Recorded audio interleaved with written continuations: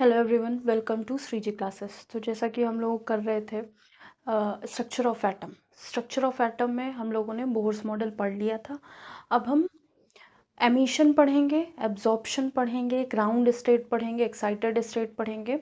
तो ये जो कुछ बेसिक टर्म हैं जो हमारा नेक्स्ट टॉपिक है उसके लिए, वो क्या है, हमारा लाइन स्पेक्ट्रम है हाइड्रोजन का लाइन स्पेक्ट्रम। ठीक है, वो पढ़ना है। तो उसके लिए हमको क्या चाहिए, उसके लिए हम लोगों को emission, ground state, excited state, Rydberg constant last turn पे देख लिया, तो मुझे लगा कि फिर से एक्साइटेशन और ग्राउंड स्टेट समझा देना चाहिए, इसलिए ये स्टार्ट कर रहे हैं। ठीक है, तो इसके बाद ये जो 3 टॉपिक है हमारे, ग्राउंड स्टेट, एक्साइटेड स्टेट और उसके बाद बाइंडिंग एनर्जी। ठीक है, ये करने के बाद हम लाइन स्पेक्ट्रम पढ़ेंगे। तो फर्स्ट है ग्राउंड स्टेट या ग्राउंड स्टेट बोलते हैं या ग्राउंड एनर्जी लेवल। ठीक है, ग्राउंड एनर्जी लेवल,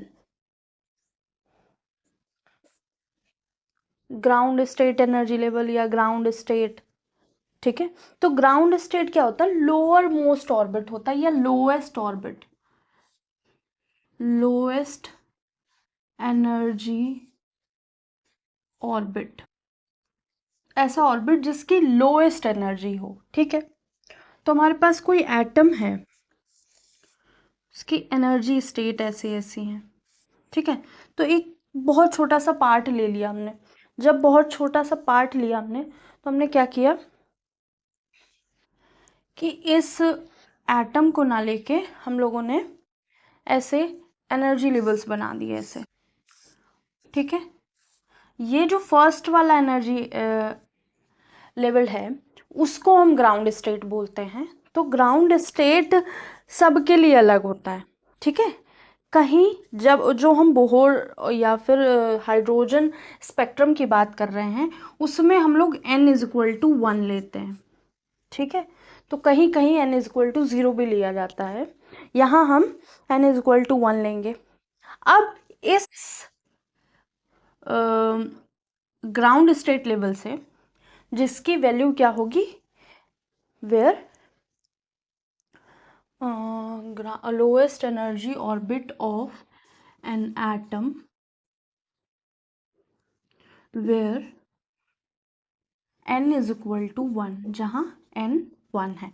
तो अब यहाँ से कोई भी इलेक्ट्रॉन रेडिएशन, जो इलेक्ट्रोमैग्नेटिक रेडिएशन है या लाइट एनर्जी एब्जॉर्ब करके अपने अंदर सोख के वो क्या करेगा, या अपने अंदर समाहित करके वो उसकी एनर्जी बढ़ जाएगी, तो वो या तो यहाँ चला जाएगा, या तो यही यहाँ जा सकता है, या यहाँ जा सकता है, या फिर इस लेवल पे चला जाएगा। तो इस लेवल से किसी भी लेवल पे जाए, किसी भी लेवल पे जाए, तो वो क्या होगा, एक्साइटेड स्टेट। क्या होगा, एक्साइटेड स्टेट। अब फर्क पड़ेगा कब, जब हम बोलेंगे first excited state, second excited state, third excited state. ठीक है, तो all energy level except n=1 are considered as excited energy state. तो लिख सकते हैं all energy levels except n=1 considered as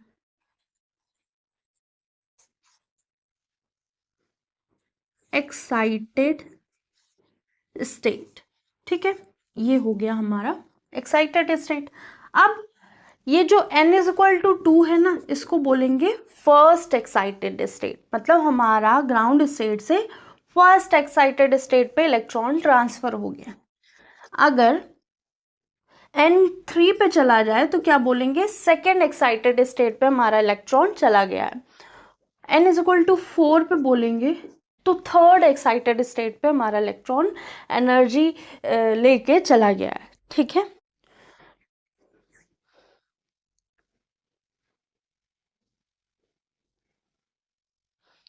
और इसके बाद एक आयनाइजेशन पोटेंशियल या आयनाइजेशन एनर्जी पढ़ी होगी, देखी होगी, सुनी होगी, बेसिक्स पढ़े होंगे आपने 11th में, सॉरी 11th तो कर ही रहे हैं हम लोग। तो आयनाइजेशन अभी एनर्जी फर्स्ट चैप्टर में भी थोड़ा बहुत पढ़ा होगा। तो क्या है कि जब हम n1 से इलेक्ट्रॉन लेके n इन्फिनिटी पे कहीं छोड़ देंगे, एक तरह से कहेंगे रिमूवल ऑफ इलेक्ट्रॉन, जो एनर्जी इलेक्ट्रॉन को रिमूव करने में लगेगी उसे क्या कहेंगे, आयनाइजेशन एनर्जी। ठीक है, मतलब इलेक्ट्रॉन का रिमूवल हो रहा है, इलेक्ट्रॉन का रिमूवल होगा तो आयन बन रहा होगा, पॉजिटिव चार्ज आ रहा होगा, किसके ऊपर, हमारे एलिमेंट के ऊपर, एटम के ऊपर। ठीक है, तो ये हो गया दो बातें, ground state and excited state. फिर कभी कभी टर्म यूज कर दिया जाता है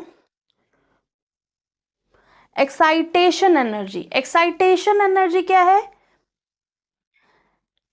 ऐसी एनर्जी जो n1 से n2 3 4 कहीं भी एक्साइट कर रही हो हमारे इलेक्ट्रॉन को, या excitation of electron from n is equal to 1 to any n energy level या एनी ऑर्बिट। ठीक है, तो वैसे इसको लिखने की जरूरत नहीं है। फिर अब हम बात करेंगे बाइंडिंग एनर्जी की, इसको नोट कर लीजिए। ठीक है, तो एक्साइटे ग्राउंड स्टेट समझ लिया है, जो सबसे लोएस्ट ग्रुप हो, जिसकी लोएस्ट एनर्जी हो, लोएस्ट ऑर्बिट हो किसी भी एटम का। ठीक है, एक्साइटेड स्टेट क्या होगी, कोई भी energy level except n is equal to 1 considered as excited state. ठीक है, थर्ड क्या है, हमने बताया कि एक्साइटेशन एनर्जी क्या होती, किसी भी इलेक्ट्रॉन को ग्राउंड स्टेट से अपर किसी भी n ऑर्बिट में ले जाने में जो एनर्जी लगेगी उसको एक्साइटेशन एनर्जी कहेंगे। अब हम बात करेंगे बाइंडिंग एनर्जी की।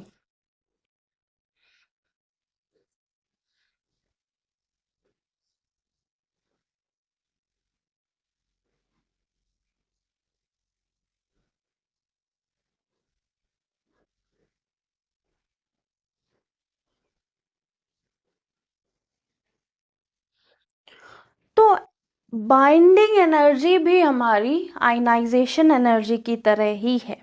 ठीक है, आयनाइजेशन एनर्जी में जैसे ही हम एनर्जी देते थे, कहाँ से, यहाँ से लोएस्ट से इन्फिनिटी तक जाने के लिए, वैसी ही बाइंडिंग एनर्जी है। मिनिमम एनर्जी रिक्वायर्ड करेगी मूव एन इलेक्ट्रॉन फ्रॉम किसी भी स्टेट से।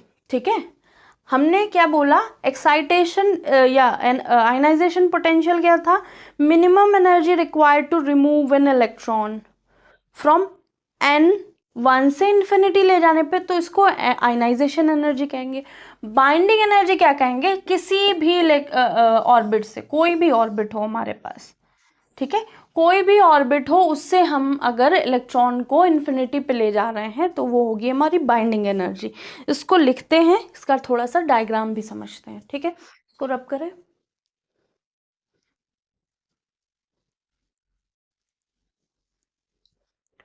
तो बाइंडिंग एनर्जी कहेंगे, कहीं कहीं सेपरेशन एनर्जी लिखा होगा।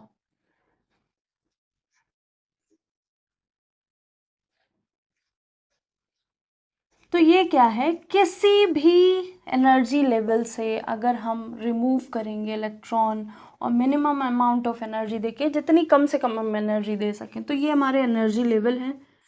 तो चाहे हम n इज इक्वल टू 1 से इलेक्ट्रॉन निकाल दें, ठीक है, अभी टेढ़ा बना दिया तो कोई वो नहीं समझना चाहिए कि निकलेगा, कहाँ जा रहा है, इन्फिनिटी पे। चाहे n इज इक्वल टू 2 से हम इन्फिनिटी ले जाएं, चाहे n इज इक्वल टू 3 से ले जाएं, ठीक है, या फिर n से ले जाएं, कहीं से भी ले जाएं, हम इन्फिनिटी पे ले जाना चाहते हैं, तो वो क्या होगी, बाइंडिंग एनर्जी कम से कम। तो लिख देते हैं the minimum required energy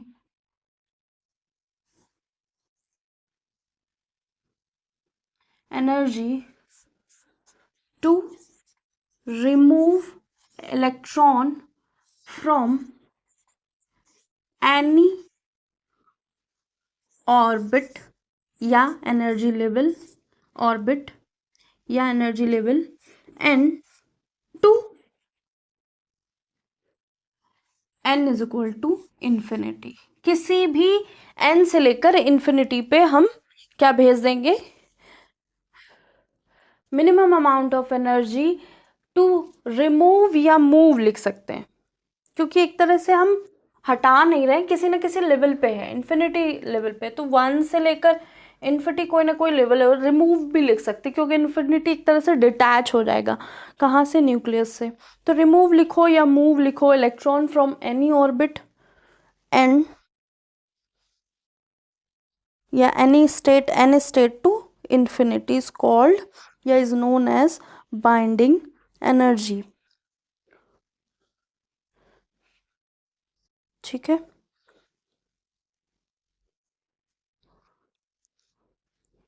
is known as binding energy. देखिए ये जो चैप्टर है ना वो बेसिक चैप्टर है, और 11th जो है वो क्या है कि बोर्ड में बेसिक्स का रोल प्ले करता है, और जो टीजीटी पीजीटी के एग्ज़ाम्स होते हैं या फिर जेई एडवांस के एग्ज़ाम होते हैं, नीट के एग्ज़ाम होते हैं, तो इन एग्ज़ाम्स में सबसे ज़्यादा पूछा जाने वाला जो क्लास है वो या तो जनरल में अगर बोलो तो 9th है, 9th 8th 9th 10th। और अगर कोई पूछे कि बहुत एडवांस लेवल जो बनेगा वो कहाँ से बनेगा, वो 11th से ही बनेगा। ठीक है, 11th से बनेगा। अगर उससे एडवांस कुछ आप तैयारी कर रहे हैं मास्टर्स के ऊपर की, तो फिर बीएससी से पूछेगा, क्योंकि उसको पता है कि आपने मास्टर पढ़ा होगा तभी आपने मास्टर किया है। बीएससी में कम पढ़ा होगा, सबको पता है बीएससी में कम ही पढ़ते हैं। ठीक है, 11th कम पढ़ा होगा क्योंकि उस समय हम लोग क्या होते हैं, ज़्यादा खुशी में होते हैं 10th की, तो 11th में इतना ध्यान नहीं दे रहे होते हैं। जब तक ध्यान दे पाते हैं तब तक हमारा सेमेस्टर या क्या कह सकते हैं उसको, सेशन है जो क्लास का, वो एंड होने लगता है। हम लोग मस्ती करते रह जाते हैं, फिर फेयरवेल करते हैं, कहीं कुछ करते हैं, यही सब करते रहते हैं। ठीक है, तो जो भी बेसिक है वो 11th से ही बनेगा। अगर आप साइंस की बात करना चाहते हैं तो वो 11th से ही बनेगा, और एडवांस क्वेश्चन भी यहीं से बनते हैं ज़्यादातर। ठीक है, और 2 4 10 क्वेश्चन तो कहीं से भी आ सकते हैं। ठीक है, तो अभी हम बात करेंगे स्पेक्ट्रम की। ठीक है, आई होप ये हो गया होगा, इसको रब करते हैं फिर स्पेक्ट्रम की बात करते हैं। तो स्पेक्ट्रम क्या है, एक टर्म है। ठीक है, तो स्पेक्ट्रम टर्म आपने कहीं ना कहीं पढ़ा होगा कि क्या करते हैं कि कोई एक वाइट लाइट होती है, उसको इंस्ट्रूमेंट से पास कराया जाता है और वो स्प्रेड आउट हो जाती है कलर्स में। ठीक है, एक बैंड ऑफ लाइट होता है, सबको पता है white light band of light होती है। तो बैंड ऑफ लाइट जब हम अपने डिवाइस से पास कराएंगे तो वो स्कैटर हो जाएगी और एक बैंड देगी, मतलब कलर्स का बैंड देगी। वो क्या होगा, स्पेक्ट्रम होगा। अगर हमारा जो स्पेक्ट्रम है वो ऐसे लाइन की तरह शो कर रहा है, ऐसे ऐसे, तो उसे लाइन स्पेक्ट्रम कह देंगे। और अगर हमारा स्पेक्ट्रम जो है ऐसे ऐसे बहुत सारी लाइन दे रहा है, ऐसे, फिर यहाँ तक कुछ एक पर्टिकुलर लाइन दी, ठीक है, फिर थोड़ा गैप दिया, फिर लाइन आ रही, फिर थोड़ा सा गैप, फिर लाइन आ रही, तो ऐसा कुछ आ रहा होगा, तो ये बैंड स्पेक्ट्रम होगा। ठीक है, ऐसा लाइन स्पेक्ट्रम होगा। बहुत अच्छा हम इंस्ट्रूमेंट अपना यूज़ कर रहे होंगे, स्पेक्ट्रोस्कोपी में बढ़ते हैं, तो वो क्या होगा कि बैंड की तरह दिखेंगे, मतलब बहुत ज़्यादा कह सकते हैं अच्छे से हमको दिखेंगे कलर्स। ठीक है, यहाँ पतली पतली सी लाइन दिखेंगी। तो हमको पढ़ना है line spectrum of H atom. तो जो एच एटम है ना, एच है, लिथियम प्लस है, ठीक है, लिथियम 2+ है, हीलियम प्लस है, तो ऐसे एटम जो होंगे वो हमको क्या दे रहे होंगे, वो हमको लाइन स्पेक्ट्रम दे रहे होंगे। ठीक है, लाइन स्पेक्ट्रम किसका देखना हमें, एच एटम का या H like atom, line spectrum of hydrogen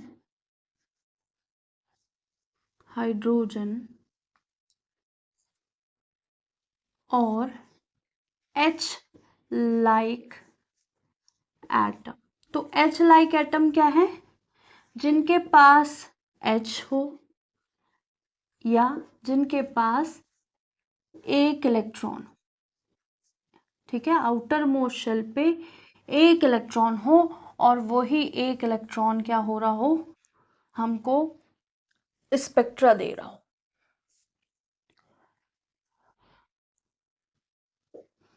तो ये है एच लाइक एटम, और भी हो सकते हैं, ठीक है। तो अगर इलेक्ट्रॉन अपने एक्साइटेड स्टेट में है,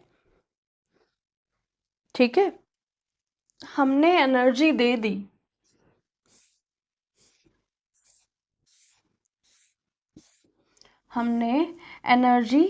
दी, यहां था इलेक्ट्रॉन हमारा और ये यहां चला गया, ठीक है, ये मान लो कहीं बीच में था, ग्राउंड स्टेट ही मान लेते हैं, ठीक है, कंफ्यूजन नहीं क्रिएट करना है अभी, कंफ्यूजन बात के लिए रखेंगे। अभी क्या है, हमने रेडिएशन दी तो हमारा इलेक्ट्रॉन एक्साइटेड लेवल में चला गया, यहां पहुंच गया, ठीक है। अब जब इसको नीचे आना होगा ना, तो जब नीचे आना होगा तो क्या करेगा ये, तो ये एनर्जी रिलीज करेगा, ठीक है। तो जब एनर्जी रिलीज करेगा, क्योंकि अब जब लोअर स्टेट पे आ रहा है तब वो एनर्जी कम करके ही आएगा ना, तो इस प्रोसेस में एमिशन हो रहा होगा, एनर्जी का रिलीज हो रहा होगा, एमिशन हो रहा होगा, तो उसको एमिशन स्पेक्ट्रा बोल देते हैं या लाइन स्पेक्ट्रम बोल देते हैं या एमिशन ऑफ फोटॉन्स बोल देते हैं। तो ऐसे फोटॉन्स, जो फोटॉन्स होते हैं वेरियस वेवलेंथ के होते हैं, ट्रांजिशन ऑफ एक्साइटेड इलेक्ट्रॉन के ट्रांजिशन की वजह से होते हैं, जो फोटॉन निकल रहे होते हैं डिफरेंट ऑर्बिट से टू डिफरेंट ऑर्बिट्स, ठीक है, कहाँ से, हायर से लोअर में जा रहे हैं। मीन्स इलेक्ट्रॉन का, जो इलेक्ट्रॉन हमारा यहाँ है वो नीचे आ रहा है, या तो ऐसे आ रहा है, यहाँ आया, फिर यहाँ आया, फिर यहाँ आया, फिर यहाँ आया, या फिर डायरेक्ट नीचे आ गया। दो ही तरीकों से आ सकता है, ठीक है। ये दो तरीके तो दिख गए, एक ऐसे भी आ सकता है, ऐसे आया फिर ऐसे चला गया, ऐसे आया फिर ऐसे चला गया, तो ऐसे बहुत सारे तरीके हैं। तो अब ये आया तो ये कंसिडर नहीं करेंगे, तो ये बहुत सारी चीज़ें हैं कि इनमें लाइंस कितनी बनेंगी वो आगे की बात है। लेकिन अभी क्या है कि हम अभी तक क्या बात कर रहे थे, एक्साइटेशन ऑफ इलेक्ट्रॉन। अब यहाँ क्या हो रहा है, डी एक्साइटेशन ऑफ इलेक्ट्रॉन होगा। इलेक्ट्रॉन हमारा नीचे आ रहा है एनर्जी फोटॉन्स के रूप में, जब नीचे आ रहा होगा ना तो एनर्जी रिलीज कर रहा होगा, ठीक है, फोटॉन के रूप में एनर्जी रिलीज कर रहा होगा from higher level to lower level.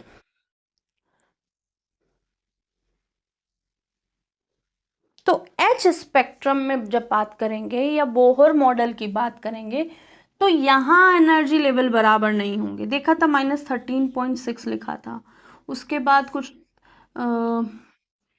कितना था 3.2, एक मिनट चेक कर लेते हैं,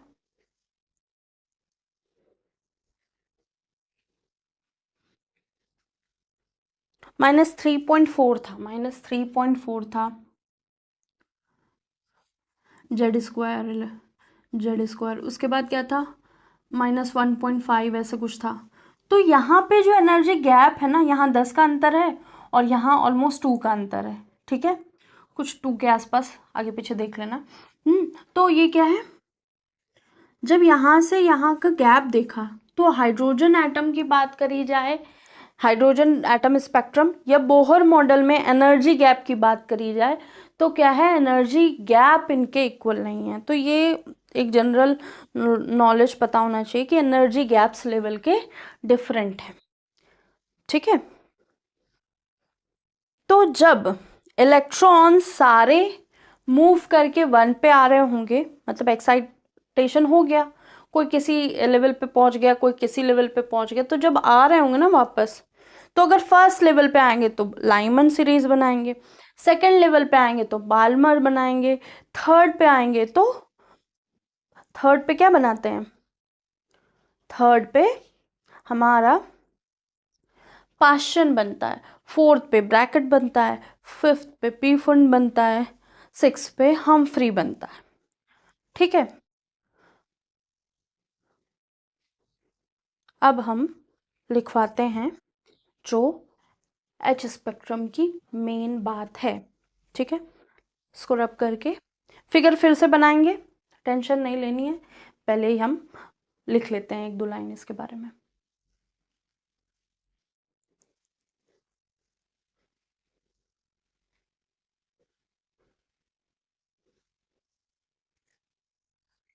तो इसमें हम लिखेंगे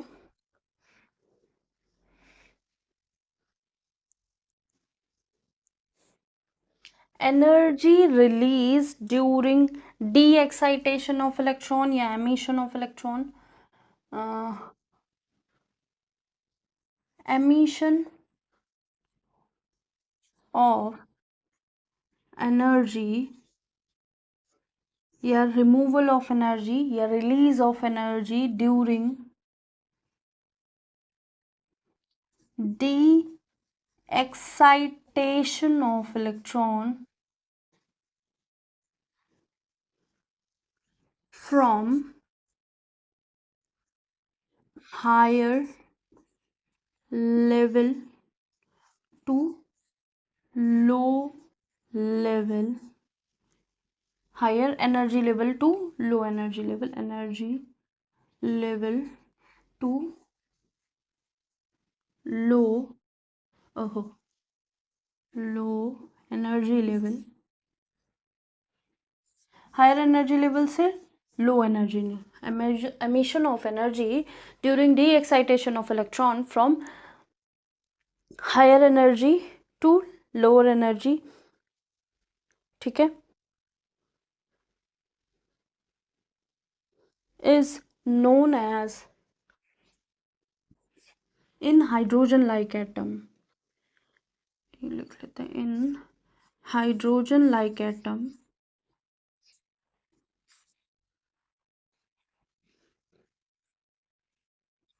is known as, नहीं हम तो कुछ और लिख रहे थे ना, emission of energy during D excitation of electron from higher energy level to lower energy level in hydrogen like atom,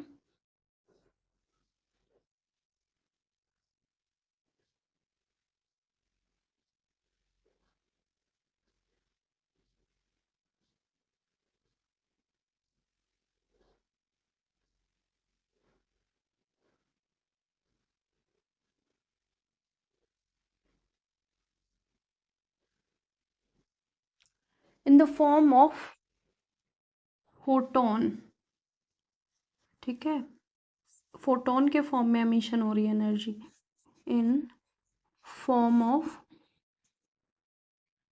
photon is known as emission spectrum, emission spectrum या line spectrum of hydrogen atom,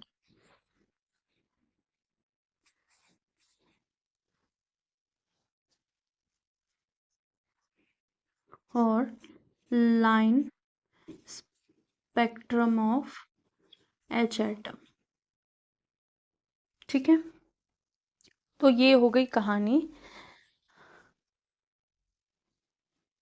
कहाँ की, कि जो series बनेगी, spectral series बनेगी, वो क्या होगा। तो देयर आर, सेकेंड पॉइंट लिखेंगे, there are so many series form during the de excitation of electron,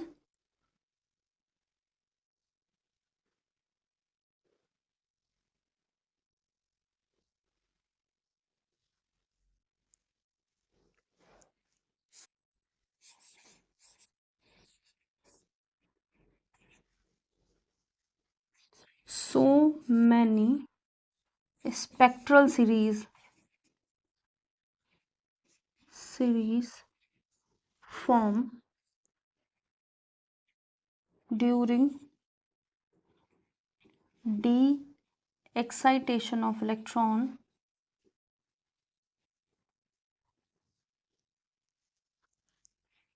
there are so many spectral series form during de-excitation of electron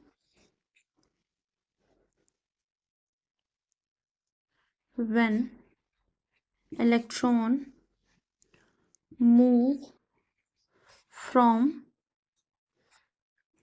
higher level to fixed energy level.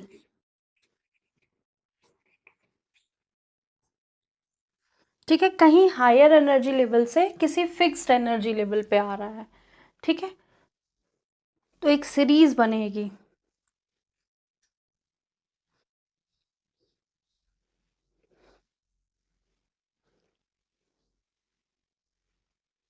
Spectral series नहीं लिखते यहाँ पे, बस series लिखते हैं। There are so many series formed during de-excitation of electron when electron move from higher level to fixed energy level.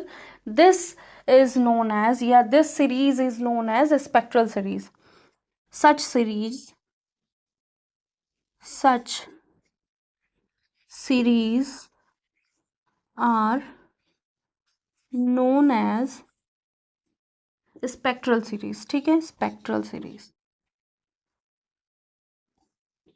अब हम क्या करेंगे, सारी सीरीज देखेंगे। पहले हम लाइमन, बाल्मर, पाश्चन सब देखेंगे, और आज ये टॉपिक ख़त्म करके ही नेक्स्ट हम बढ़ेंगे अपने किस पे, ड्रॉबैक ऑफ बोहर मॉडल पे, ठीक है।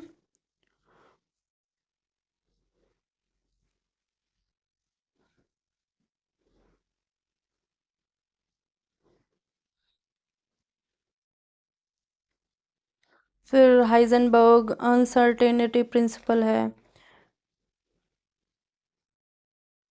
भी तो बहुत सारी चीज़ें हैं। फिर क्वांटम मैकेनिकल मॉडल आ जाएगा, ठीक है। आई होप ये हो गया होगा। 1 मिनट और देते हैं,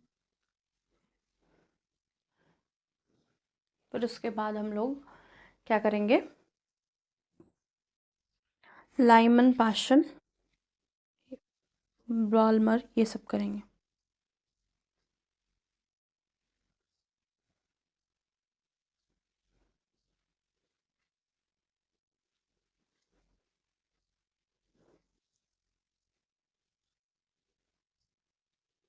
होप सो हो गया होगा। रब करते हैं। तो अब लिखेंगे स्पेक्ट्रल सीरीज आर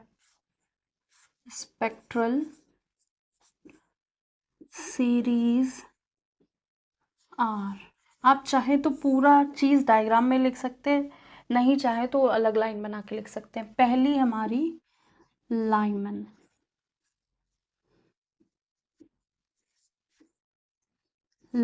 सीरीज, ठीक है, पहली है लाइमन सीरीज। दूसरी है बाल्मर सीरीज।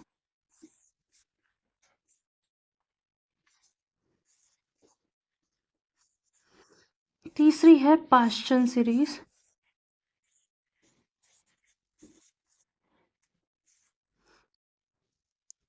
और फोर्थ है ब्रैकेट। फोर्थ तक ही पढ़ते हैं, बाकी तो आप समझ जाएंगे। ब्रैकेट सीरीज, ठीक है। तो ये है हमारा ground state level, n is equal to 1।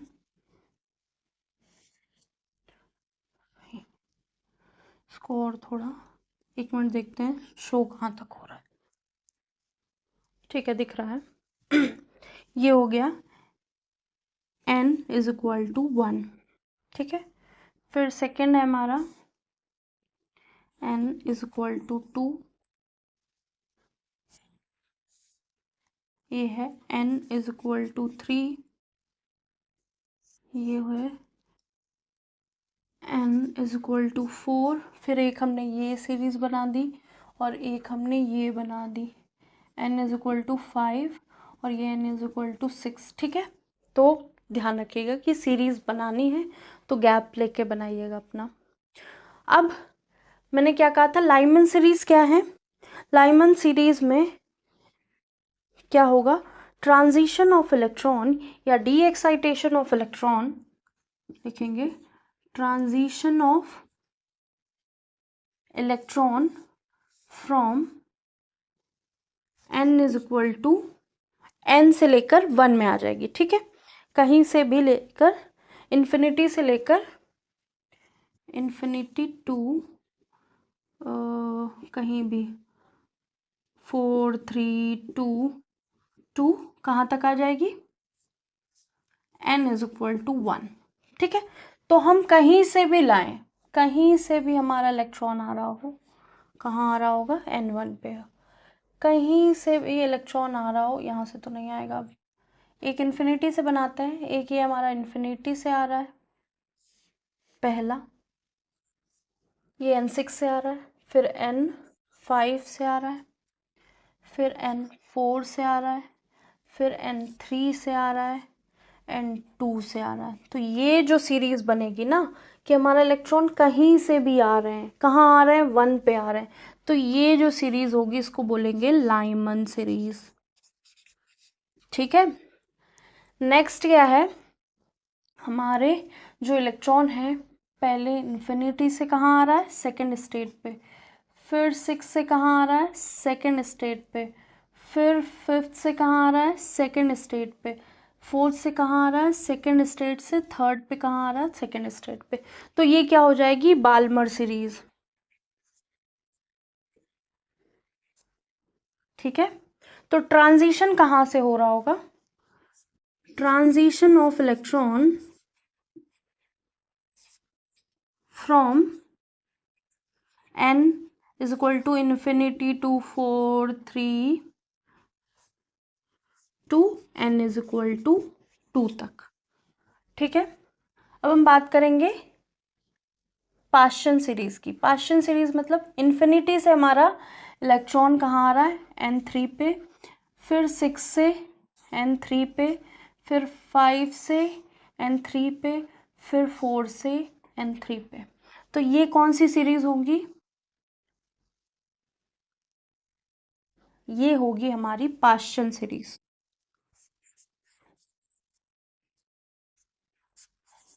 ठीक है, ये है पाश्चन सीरीज। अगर इन्फिनिटी से 4 पे, इन्फिनिटी 6 से 4 पे, 5th से 4 पे, तो ये वाली सीरीज क्या हो जाएगी, ब्रैकेट सीरीज। ठीक है, कहीं से भी 5 पे आ रही हो, कहीं से भी 5 आ रही होगी तो क्या हो जाएगी, पी फंड। कहीं से भी 6 पे आ रही हो तो क्या हो जाएगी, हम्फ्री। ठीक है, तो ये है हमारा स्पेक्ट्रम। ठीक है, ये चाहे तो ये लिखा था वो आप हटा देंगे, न्यू बना लेंगे। तो अब पाश्चन क्या हो रहा है, इलेक्ट्रॉन का ट्रांजिशन हो रहा है, इलेक्ट्रॉन ट्रांजिशन n इन्फिनिटी से लेकर 4 to n is equal to 3 में। ठीक है, ऐसे सो ऑन लिख लेंगे।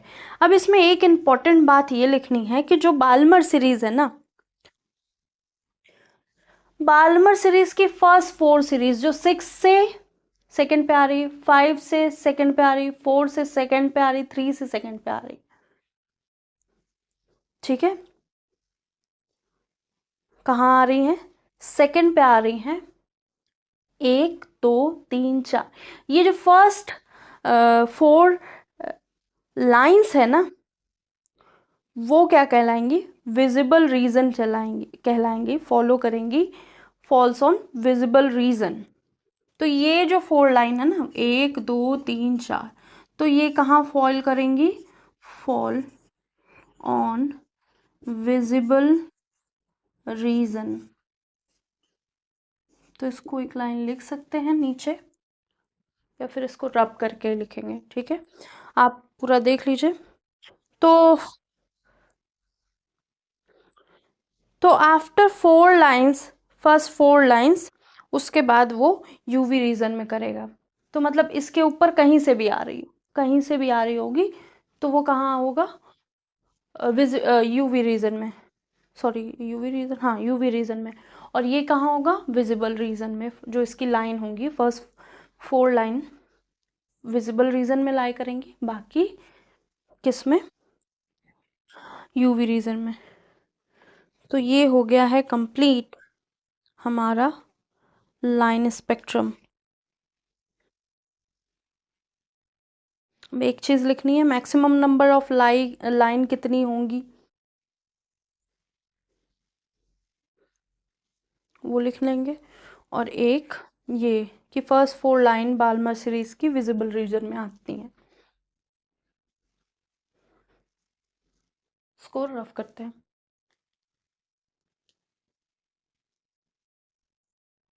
तो नोट करके आप लिख लीजिए।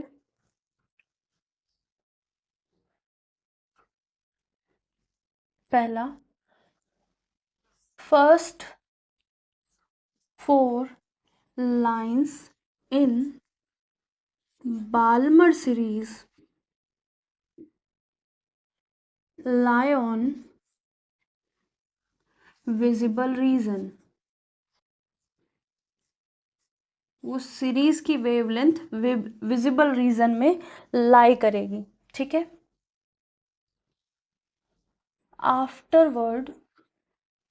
After that other lines lie on UV range या यूवी रीजन, ठीक है। ये हो गया। और बाकी जो लाइमन है वो भी यूवी रीजन में फॉल करेगी। और पाशन आईआर में, उसके बाद पाशन ब्रैकेट ये सब आईआर में। तो लिख सकते हैं लाइमन सीरीज पूरी किस में होगी, यूवी रीजन। फिर है Paschen Brackett Pfund series etcetera कहाँ होगा, आईआर रीजन में लाई करेंगी, आईआर रीजन में, ठीक है। तो ये हो गया हमारा line spectrum. Line spectrum complete हो गया।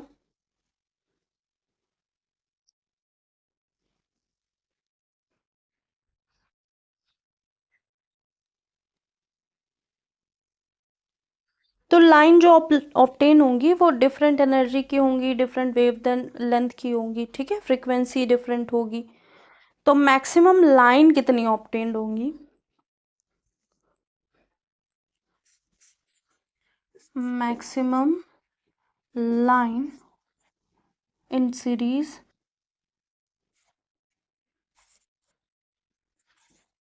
Is equal to delta n plus 1 upon में क्या लिख देंगे, इनके न्यूमरेटर में 2 लिख देंगे, ठीक है। तो इतनी नंबर ऑफ लाइंस हमको मिलेंगी, इसमें से वो हटा दी जाएंगी, ठीक है। मतलब वो जो एक बार गिन ली गई हैं वो दोबारा गिनी नहीं जाएंगी, क्योंकि जैसे मैंने बताया था कि ट्रांजिशन हो रहा है यहाँ पे। मतलब हमने लिया कि N1 2 3 4 से लाइंस वो स्पेक्ट्रम बन रहा है, बहुत सारे इलेक्ट्रॉन एक्साइट कर गए, वो वापस आ रहे हैं। तो ये पहला आया, ये दूसरा आया, मतलब एक तो ऐसे आ सकता है, एक ही इलेक्ट्रॉन है ना, ये तो ऐसे आया, या एक बार में आ गया, या 2 बार में आ गया, या 3 बार में, या फिर एक बार ऐसे आया फिर ऐसे आया, या फिर एक बार ऐसे आया एक बार ऐसे आया। तो ये वाला आ चुका है ना, एक बार तो ऐसे आ ही चुका है ना, तो ये एक वाला काट देंगे, एक काउंट कर देंगे, ठीक है। या फिर ऐसे ऐसे ऐसे आया, तो ये एक बार काट देंगे क्योंकि एक बार पहले आ चुका है, ठीक है। और ये पहले आ चुका है तो ये काट देंगे, तो ये ऐसे ट्रांजिशन देखा जाता है। तो वो हम बहुत सारी चीज़ें दी होंगी तो नहीं काउंट कर पाएंगे, तो अब लिख सकते हैं अगर ट्रांजिशन हो रहा है, example if transition from n is equal to 4 to n1, तो नंबर ऑफ लाइंस कितने होंगी, number of lines equal to how much. तो नंबर ऑफ लाइंस कितनी होंगी, नंबर ऑफ लाइंस इस फॉर्मूले में रख देंगे। तो डेल्टा एन क्या है, डिफरेंस ले लेंगे, डेल्टा एन डिफरेंस है, ठीक है। तो delta n maximum lines is equal to 4 - 1 into 4 - 1 और साथ में +1 +1/2। तो ये कितना होगा 3 × 4, तो कितनी हो गई 12 लाइन्स हो गई, 3 × 4/2 तो 6 लाइन्स हो गई, कितनी 6, ठीक है। ये है, तो आज की क्लास यहीं ख़त्म करते हैं और ड्रॉबैक्स नेक्स्ट टर्न पे करेंगे, बोहर मॉडल के ड्रॉबैक्स, ठीक है, और अनसर्टेनिटी प्रिंसिपल वो भी। एक सेकेंड दे रहा है, आप लिख लीजिए इसको, समझ लीजिए।